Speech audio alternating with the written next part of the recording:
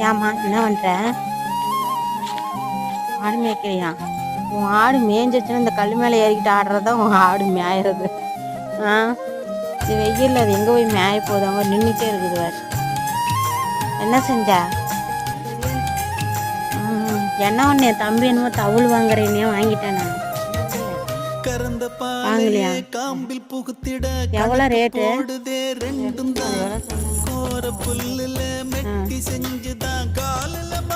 பார்க்கலாம் என்ன பண்ணுறது.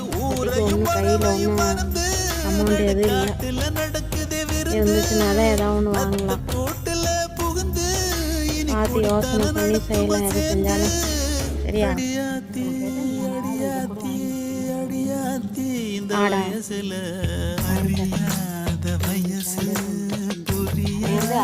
மனசு ரெண்டும் இங்கே காதல் செய்யும்.